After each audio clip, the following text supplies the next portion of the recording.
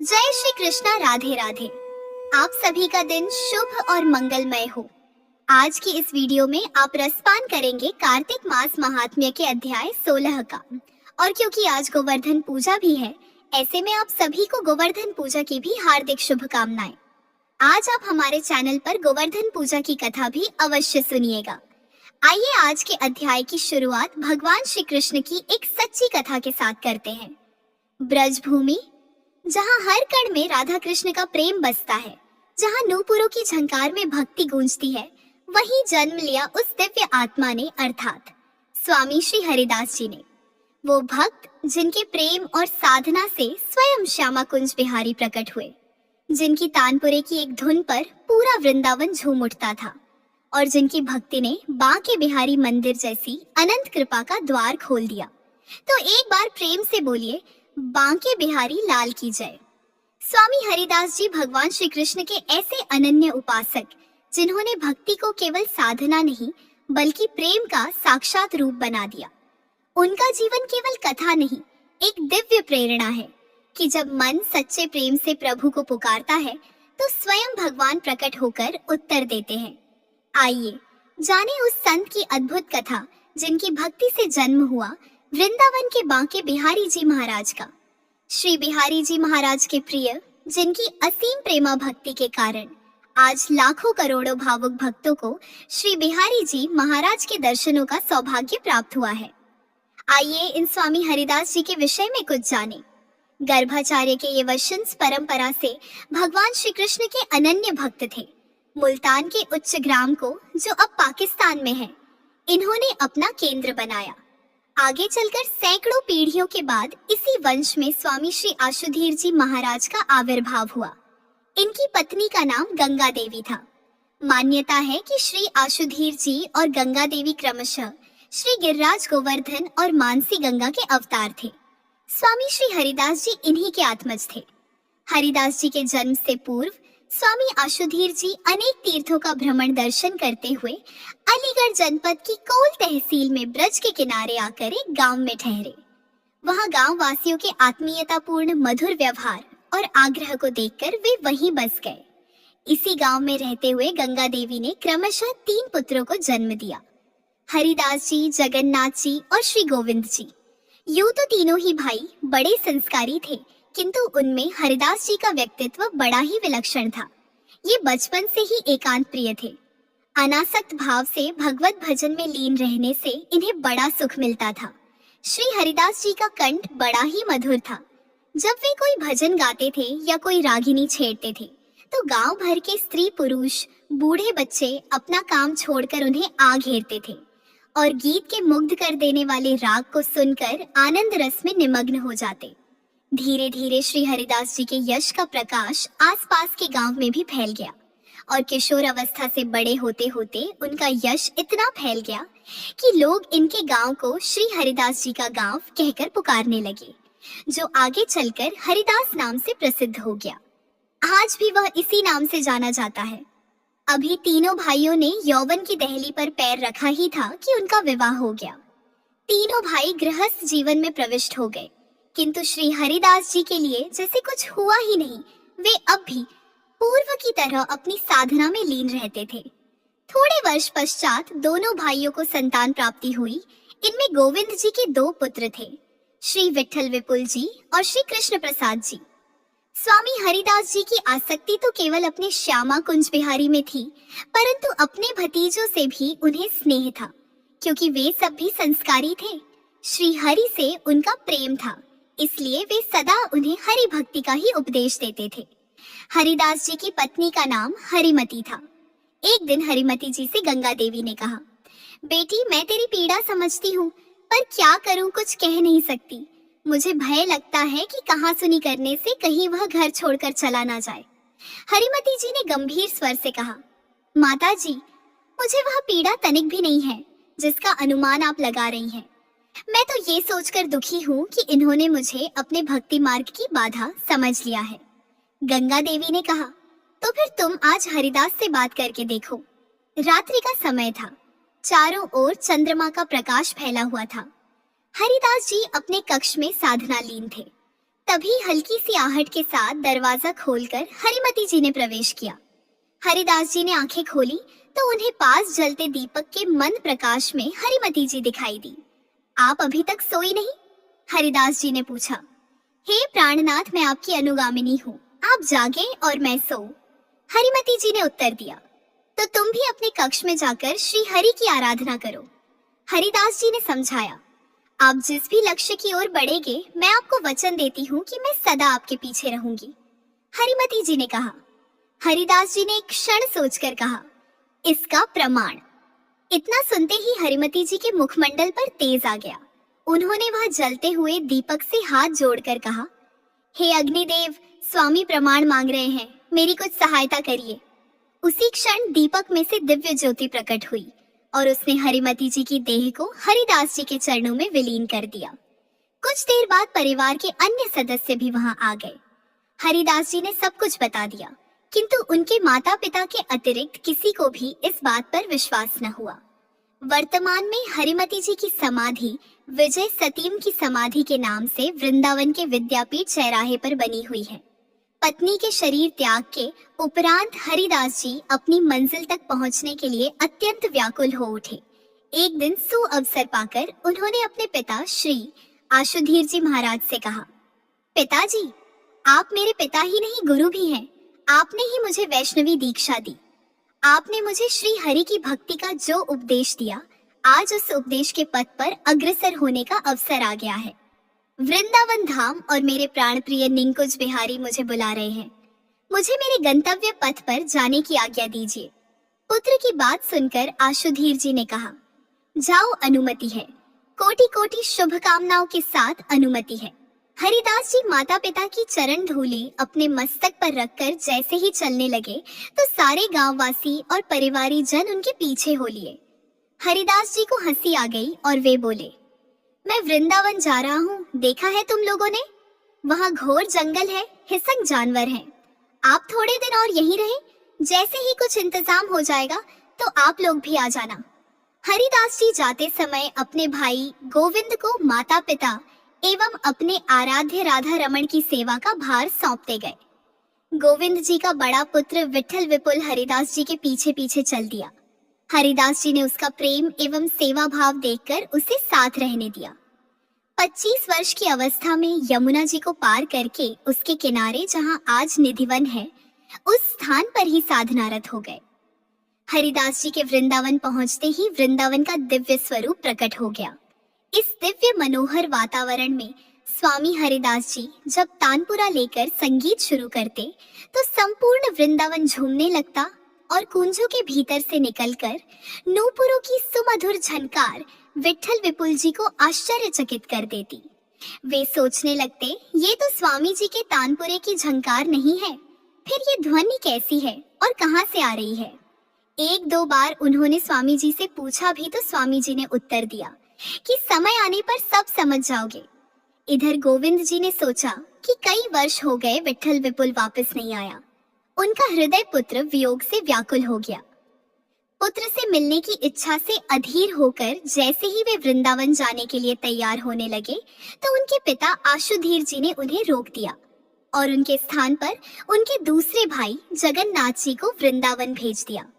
जगन्नाथ जी जब वृंदावन पहुंचे तो उन्होंने लताओं से घिरे हुए निकुंज के द्वार पर तानपुरा बजाते हुए स्वामी हरिदास जी और विठल विपुल जी के दर्शन किए। दोनों ध्यान मग्न से थे। कुछ देर बाद जब स्वामी जी स्थूल जगत में वापस लौटे तो उन्होंने जगन्नाथ जी की ओर देखकर कहा, स्थायी रूप से वृंदावन के लिए कब आ रहे हो? उत्तर में जगन्नाथ जी चरणों में लिपट गए और बोले, गुरुदेव, अब मुझे जाने के लिए ना कहें। प्रसन्न होकर स्वामी जी ने कहा, मैं तो चाहता हूँ कि सब प्राणी जल्दी जल्दी इस रस वृंदावन में आ जाएं, ताकि विभिन्न योनियों के चक्कर काटने से बच जाए। धीरे धीरे बहुत सारे भक्त वृंदावन आने लगे। स्वामी जी जिस निंकुंज के द्वार पर बैठकर संगीत की रागिनी छेड़ते हैं, उसके भीतर कौन विद्यमान है जिससे वे एकांत में बातें करते हैं? इस कौतूहल से विठल विपुल जी ने कई बार झांक कर देखा, किंतु उन्हें अंधेरे के अतिरिक्त कुछ दिखाई नहीं देता था। एक दिन तो वे उसमें घूमकर भी देख आए। इस विषय में उन्होंने जगन्नाथ जी से भी कहा तो उन्होंने उत्तर दिया कि स्वामी जी की लीला तो स्वामी जी ही जाने। ये जो भी रहस्य है वह स्वामी जी की कृपा से ही ज्ञान गोचर हो पाएगा। इसी बीच एक बार स्वामी जी ने विठल विपुल जी को अपने पास बुलाया और पूछा, तुम जानते हो आज किसका जन्मदिन है? विठल विपुल जी ने कहा, नहीं। तब हरिदास जी ने कहा, ठीक है, न जानना ही अच्छा है। देखो, आज तुम्हारा ही जन्मदिन है। इस अवसर पर मैं तुम्हें कुछ सौगात देना चाहता हूँ।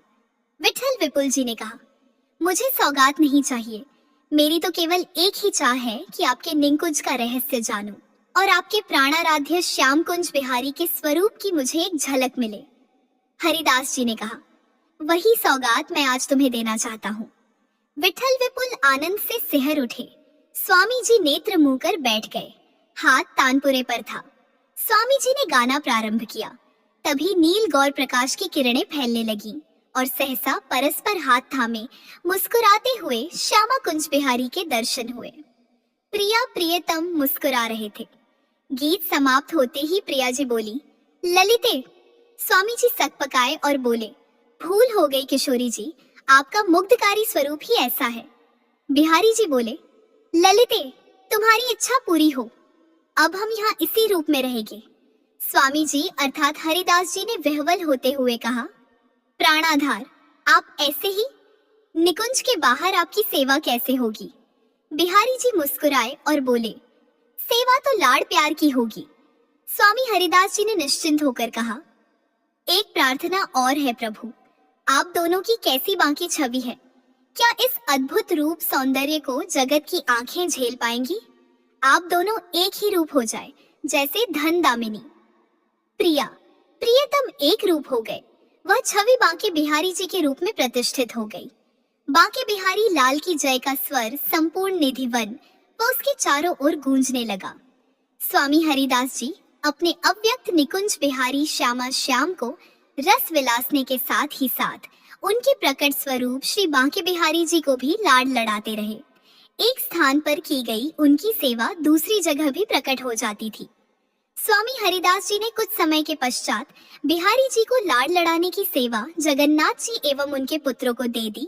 स्वामी जी ने ही बिहारी जी की 3 आरतियों का क्रम निर्धारित किया। सेवा के अवसर पर स्वामी जी स्वयं उपस्थित रहते थे और वे श्यामा जी की गद्दी के पास बैठकर राग गाते रहते थे। सेवा का क्रम ऐसा है कि पहले श्री किशोरी जी की गद्दी की सेवा होती है, बाद में बिहारी जी महाराज का श्रृंगार होता है। एक दिन जगन्नाथ जी दत्तचित्त होकर प्रिया जी का श्रृंगार करने में संलग्न थे। वे चंद्रिका उठाने के लिए जैसे ही नीचे झुके, तत्काल प्रिया जी ने प्रकट होकर उनकी गूदरी उठाकर दूर रख दी और अपनी छुंदरी ओढ़ा दी। गोस्वामी जी ने अपने ऊपर छुंदरी देखी तो हड़बड़ा गए। यह कैसा अपराध हो गया? तो प्रिया जी बोली, ऐसे ही रहो। तब से जगन्नाथ जी वैसे ही रहने लगे। एक दिन एक भक्त बिहारी जी की सेवा के लिए एक बहुत कीमती इत्र लाया। उस समय स्वामी जी यमुना पुलिन पर बैठे प्रिया प्रियतम की होली लीला में संलग्न थे। सहसा प्रिया जी की पिचकारी का रंग समाप्त हो गया। स्वामी जी ने बिना नेत्र खोले भक्त की ओर हाथ बढ़ा दिया और इत्र की शीशी यमुना पुलिन में उड़ेल दी। भक्त अत्यंत दुखी हो गया। स्वामी जी ने जब नेत्र खोले तो जगन्नाथ जी को कहा कि भक्त को बिहारी जी के दर्शन करा दो। जगन्नाथ जी ने जैसे ही मंदिर का पट खोला तो इत्र की खुशबू को वहां सर्वत्र व्याप्त देखकर भक्त अचंभित रह गया। इसी प्रकार एक बार किसी भक्त को पारस मणि मिल गई और वह उसे लेकर स्वामी हरिदास जी के पास गया और बोला, आप इस मणि को स्वीकार कर लीजिए तथा मुझे अपना शिष्य बना लीजिए। स्वामी जी उसकी आसक्ति समझ गए और बोले, पहले जाकर इस पारस पत्थर को यमुना जी में डालाओ।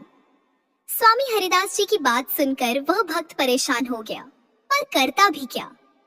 स्वामी जी की आज्ञा मानकर वह चला गया और मणि को यमुना जी में डाल दिया। मणि यमुना में डालने के बाद उसका मन बहुत चलने लगा, लेकिन कुछ ही पलों में उसने देखा कि जमीन पर उसके चारों ओर मणि जैसे बहुत से बहुमूल्य पत्थर बिखरे पड़े थे। स्वामी जी उसके पीछे ही खड़े थे। वे बोले, इन मणियों में से अपनी मणि पहचान कर ले लो। वह भक्त उनके चरणों में गिर पड़ा और स्वामी जी की कृपा से उसका विवेक जागृत हो गया। एक दिन अकबर ने तानसेन के गायन पर रींझ कर कहा, तानसेन, तुम्हारे जैसा संगीतज्ञ और कोई नहीं है। तानसेन ने कान पकड़ लिए और बोला, भगवान के लिए ऐसा मत कहिए, मेरे गुरु हरिदास जी के आगे तो मैं कुछ भी नहीं। अकबर ने कहा, एक दिन उन्हें हमारे दरबार में दावत दो, हम उनका संगीत सुनना चाहते हैं। तानसेन ने कहा कि उनके गुरु अर्थात स्वामी हरिदास जी सिर्फ अपने प्राण प्रियतम भगवान श्री कृष्ण के लिए ही गाते हैं, किसी व्यक्ति को प्रसन्न करने के लिए नहीं और ना ही धन व प्रतिष्ठा प्राप्त करने के लिए। अगर आप उन्हें सुनना चाहते हैं तो अपने पद को भुलाकर व बादशाह के रूप को ढककर चलना पड़ेगा। अकबर ने कहा, ठीक है, हम वहीं जाकर उनका दीदार करेंगे। तानसेन ने कहा, आप अगर सेवक के रूप में तानपुरा उठाकर चले तो शायद स्वामी जी का भजन सुनने में सफलता मिल जाए। अकबर राजी होकर साथ में चल दिया। अकबर को स्वामी जी का संगीत सुनने का मौका मिल गया। संगीत सुनकर अकबर कृतकृत्य हो गया और अपने वास्तविक रूप को प्रकट करते हुए उनकी प्रशंसा करने लगे। अकबर ने कहा, स्वामी जी कुछ सेवा बताइए। स्वामी जी हंसे और बोले, सेवा करोगे? और अपने शिष्य से कहा, इन्हें बिहार घाट की उस सीढ़ी को दिखा दो जिसका एक कोना क्षतिग्रस्त हो गया है। अकबर को स्वामी हरिदास जी द्वारा बताई गई सेवा अपने ऐश्वर्य की तुलना में बहुत छोटी लगी। स्वामी जी ने कृपा करके उन्हें कुछ देर के लिए दिव्य दृष्टि दी, जिससे वे ब्रह्मांड अधिपति भगवान श्री कृष्ण के धाम के परम ऐश्वर्य की एक झलक देख पाए। अकबर ने जब बिहार घाट जाकर उस क्षतिग्रस्त सीढ़ी को देखा तो उस पर जैसे बहुमूल्य रत्न जड़े थे, वैसा एक रत्न भी उसके खजाने में नहीं था। वापस आकर वह भक्त हरिदास जी के चरणों में झुक गया। हरिदास जी के बहुत से शिष्य हुए। इनमें से गोस्वामी जगन्नाथ के 3 पुत्रों में से गोपीनाथ जी श्रृंगार सेवा के, श्री मेघश्याम जी राजभोग सेवा के और श्री मुरारीदास जी शयन भोग सेवा के अधिकारी थे। मेघश्याम जी के 4 पुत्रों में से दूसरे पुत्र बिहारी दास जी को स्वामी जी की विशेष कृपा प्राप्त हुई। वे सतत स्वामी हरिदास जी के साथ रहते। अंत में स्वामी जी ने बिहारी दास जी के समक्ष प्रियालाल की लीलाओं को उजागर किया और इन्हें अपने अव्यक्त निकुंज श्यामा श्याम की सेवा का कार्य सौंपकर नित्य लीला में प्रवेश किया। एक बार प्रेम से बोलिए, बांके बिहारी लाल की जय। अब श्रवण कीजिए आज का अध्याय। आइए अब जानते हैं कि इस समय देवर्षि नारद महाराज पृथु को किस बात का वर्णन कर रहे हैं। दीपावली को दीप मलिका के महत्व और महालक्ष्मी जी की पूजन की विधि ध्यान पूर्वक सुनने के बाद महाराज पृथु ने नारद जी से विनती की, ही देवर्षि नारद, अब आप अन्नकूट और गोवर्धन का महात्म्य सुनाने की कृपा कीजिए। तब देवर्षि नारद जी कहने लगे, दीपावली के अगले दिन कार्तिक शुक्ल प्रतिपदा को गोवर्धन पूजा और अन्नकूट होता है और इस दिन पृथ्वी पर गोबर का गोवर्धन बनाकर उसका पूजन करें और अन्नकूट बनाएं। ब्राह्मणों को भोजन कराने के बाद स्वयं भोजन करें। गौ और बैल का भी पूजन करना चाहिए। दिन के तीसरे प्रहर में मार्गपालिका बांधे। इस दिन जवाई का भी पूजन होता है। जवाई अर्थात दामाद को घर पर बुलाकर उनका आदर सत्कार और पूजन भी करना चाहिए। महाराज पृथु पूछने लगे कि हे नारद जी, सबसे पहले यह पूजन किसने और कब किया था? कृपया आप यह भी बतलाइए। तब देवर्षि नारद कहने लगे, समुद्र मंथन के समय जब लक्ष्मी जी समुद्र से उत्पन्न हुई तब विष्णु भगवान के साथ उनका विवाह हुआ। इससे आनंदित होकर समुद्र ने भगवान की स्तुति की। तब भगवान विष्णु ने कहा कि वरदान मांगो। यह सुनकर समुद्र ने कहा कि हे भगवान, आप लक्ष्मी जी सहित मेरे यहाँ निवास कीजिए। समुद्र की बात सुनकर भगवान श्री हरि ने कहा कि ऐसा ही होगा और तब भगवान विष्णु लक्ष्मी जी सहित क्षीर सागर में शेष शैया पर अवस्थित हो गए। उसी दिन से आज के दिन दामाद का पूजन प्रारंभ हुआ है। जो कोई कार्तिक शुद्धि एकम को दामाद का पूजन करता है वह सब पापों से मुक्त हो जाता है। गोवर्धन पूजा का महात्म्य बताने के बाद नारद जी कहने लगे कि हे राजा पृथु, कार्तिक सुदी दूज को यम द्वितीया कहते हैं। इस दिन यमुना स्नान करके यमराज का पूजन किया जाता है। दीपावली के बाद की इस द्वितीया को भैया दूज भी कहते हैं। इस दिन भाई अपने घर भोजन ना करे। अगर अपनी बहन ना हो तो गुरु की कन्या भी बहन के समान होती है, इसलिए उसे ही बहन मानना चाहिए। इस दिन बहन अपने भाई की आयु बढ़ाने की कामना से 8 चिरंजीवियों अर्थात मार्कंडेय, बलि, व्यास, हनुमान, विभीषण, कृपाचार्य, अश्वत्थामा और परशुराम जी का विधि पूर्वक पूजन करे। उसके बाद भाई को बुलाकर उसको तिलक लगाते हुए कहे कि हे सूर्य, चंद्रमा, पृथ्वी, समुद्र, वेद, पुराण, तप, सत्य, ब्रह्मा, विष्णु, महेश, देवता और मुनि तथा धर्म मेरे भाई की रक्षा करे। और जब तक सूर्य, पृथ्वी आदि स्थित है तब तक मेरे भाई की संतति चले। फिर बहन भाई को तिलक करके भोजन कराए।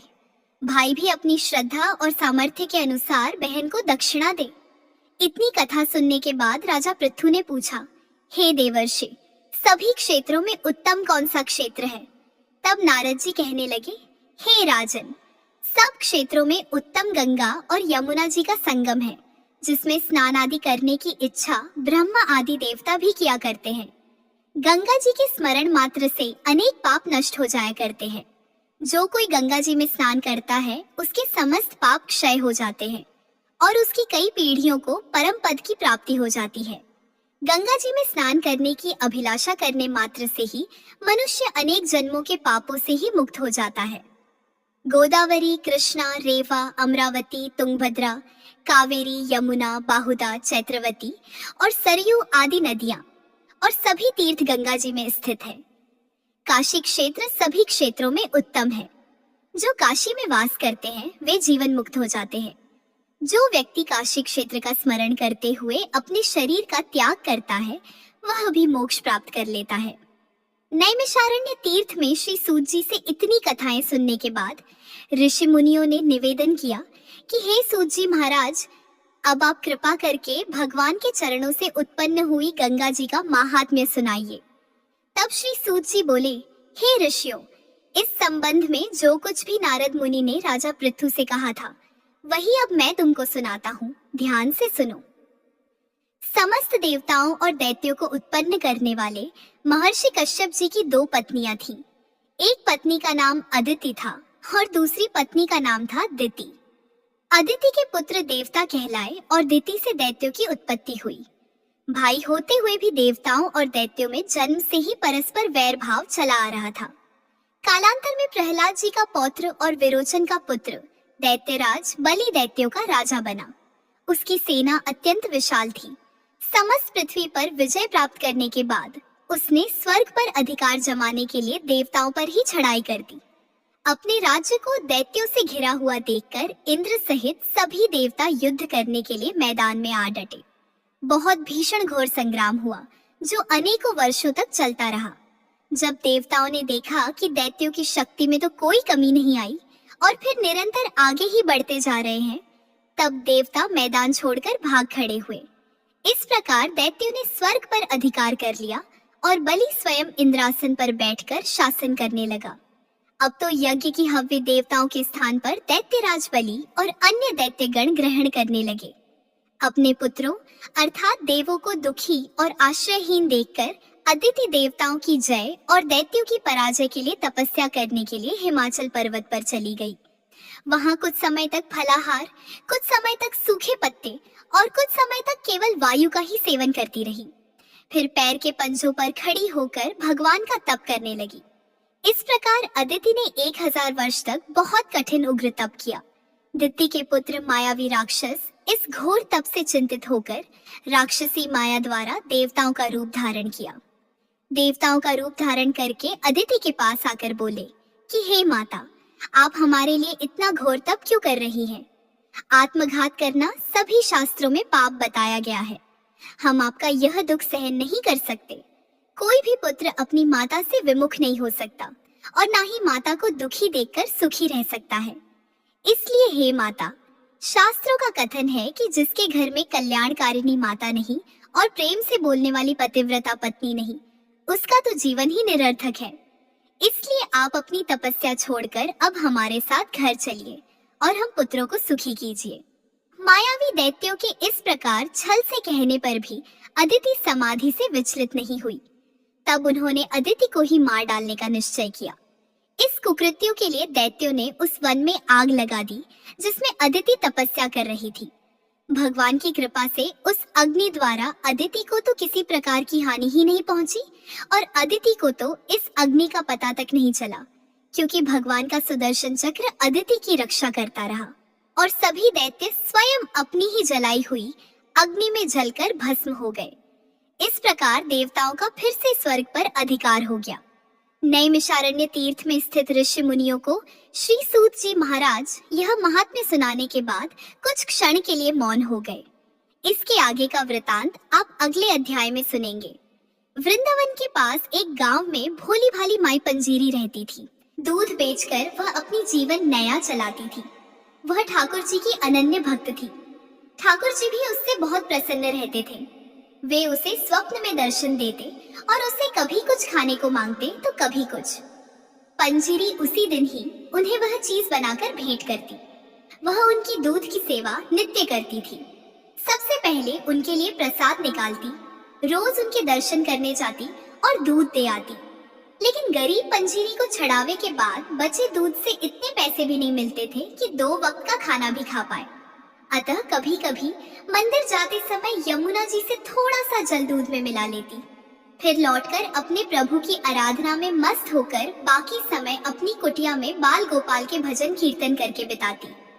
कृष्ण कन्हैया तो अपने भक्तों की टोह में रहते ही हैं और नित नई लीला करते हैं।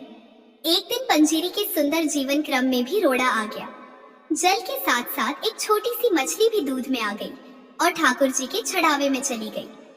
दूध डालते समय मंदिर के गोसाई की दृष्टि उस पर पड़ गई।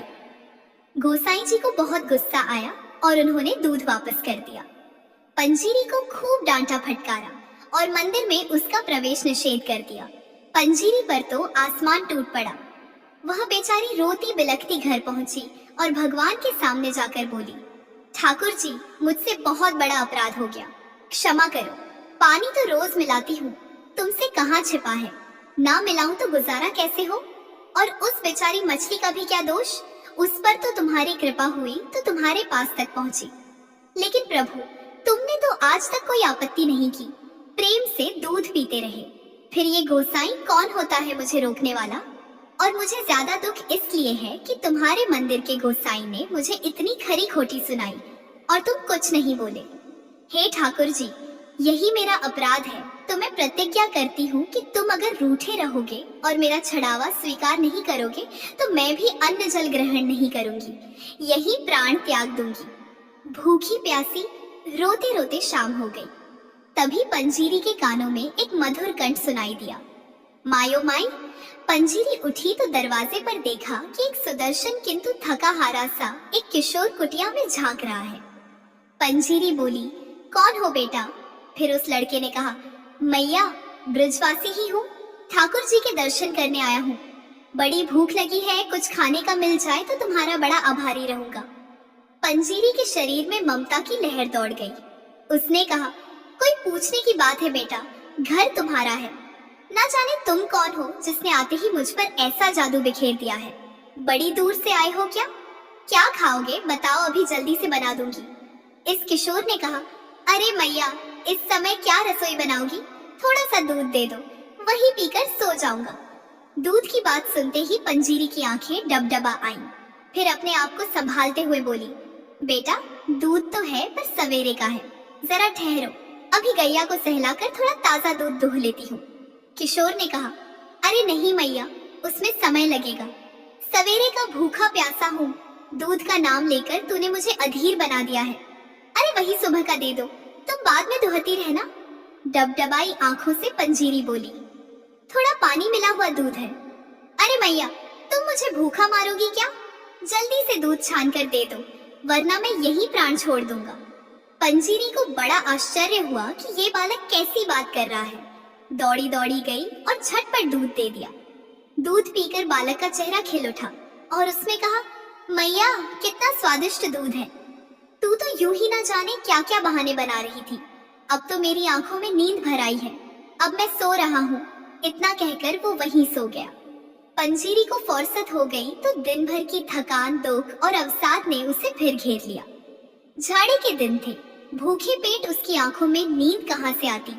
झाड़ा बढ़ने लगा तो अपनी ओढ़नी बालक को ओढ़ा दी। दूसरे प्रहर जब आंख लगी तो ठाकुर जी को अपने सम्मुख खड़ा पाया।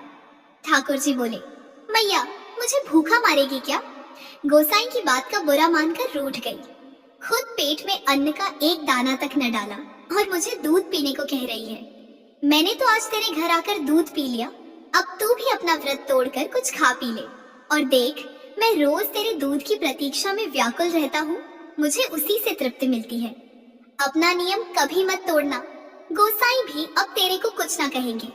दूध में पानी मिलाती हूँ तो क्या हुआ, उससे तो दूध जल्दी हजम हो जाता है। अब उठो और भोजन करो। पंजीरी हड़बड़ाकर उठी, देखा कि बालक तो कुटिया में कहीं नहीं था। फिर वह विचार करने लगी, सचमुच लाला ही कुटिया में पधारे थे। पंजीरी का रोम रोम हर्षोल्लास का सागर बन गया। झटपट 2 टिक्कड़ बनाए और मदन मोहन को भोग लगाकर आनंद पूर्वक खाने लगी।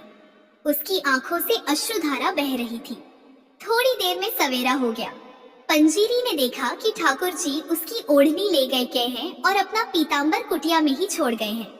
इधर मंदिर के पट खुलते ही गोसाई ने ठाकुर जी को देखा तो पाया कि प्रभु एक फटी पुरानी सी ओढ़नी ओढ़े आनंद के सागर में डूबे हैं। उसने सोचा कि प्रभु ने अवश्य फिर कोई लीला की है, लेकिन इसका रहस्य उसकी समझ से परे था। लीला उद्घाटन के लिए पंजीरी दूध और ठाकुर जी का पीतांबर लेकर मंदिर के द्वार पर पहुंची और बोली, गोसाई जी देखो तो लाला को। पीतांबर मेरे घर छोड़ आए और मेरी फटी ओढ़नी ले आए। कल सवेरे आपने मुझे भगा दिया था, लेकिन भूखा प्यासा मेरा लाला दूध के लिए मेरी कुटिया पर आ गया। गोसाई जी पंजीरी के सामने बैठ गए। भक्त और भगवान के बीच मैंने क्या कर डाला। भक्ति बंधन को ठेस पहुंचाकर मैंने कितना बड़ा अपराध कर डाला। माए मुझे क्षमा कर दो।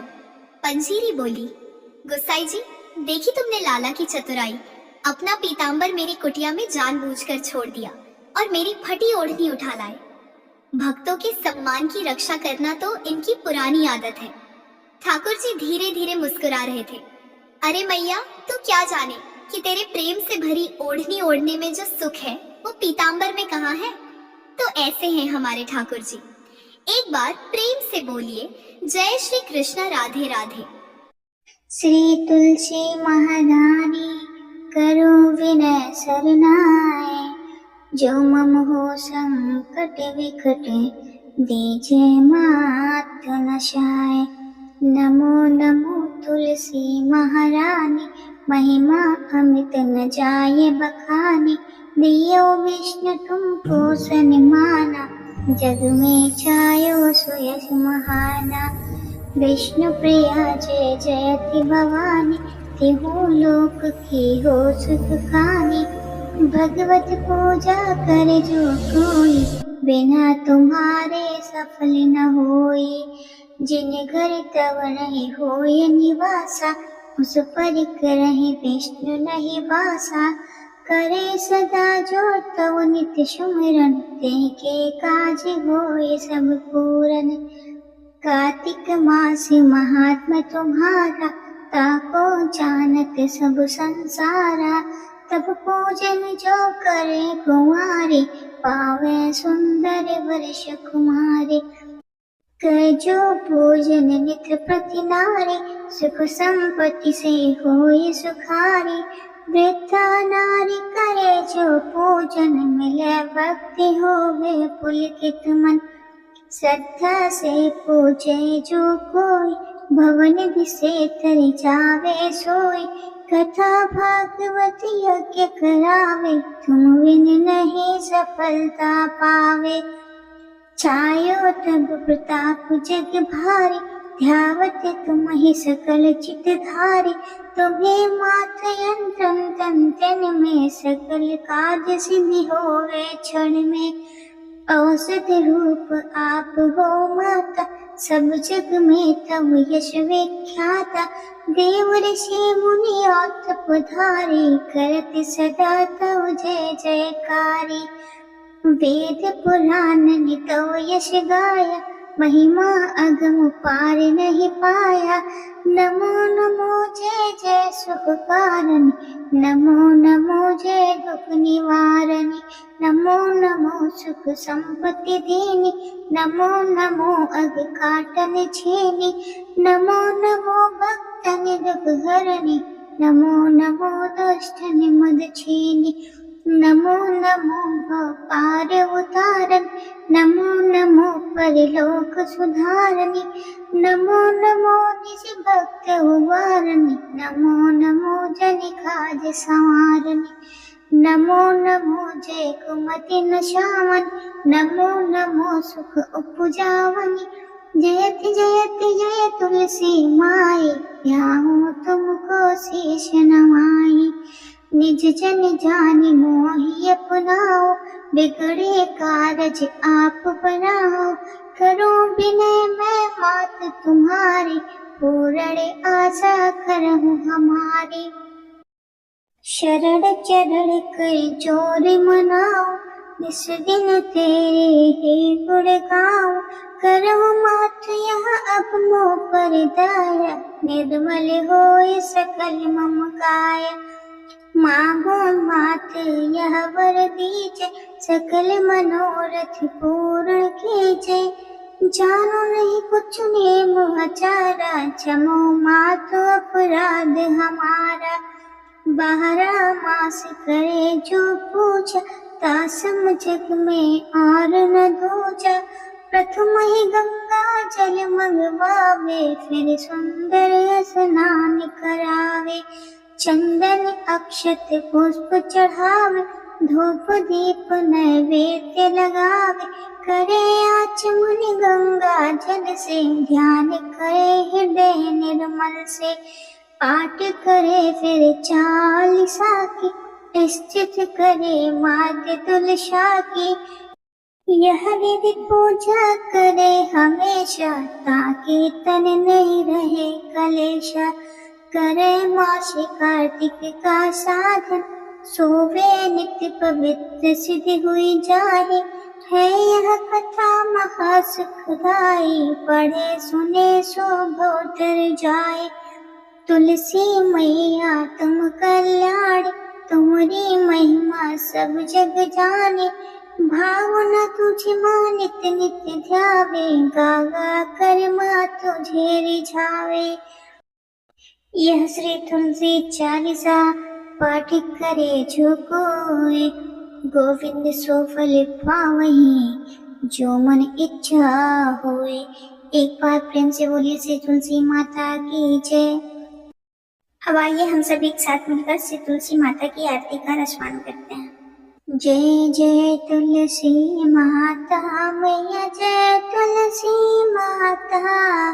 सब जग के सुखदाता, सब जग के सुखदाता, सबकी वर माता। ओम जय तुलसी माता। सब योगों से ऊपर, सब रोगों से ऊपर, रज से रक्षा करके सबकी भव त्राता।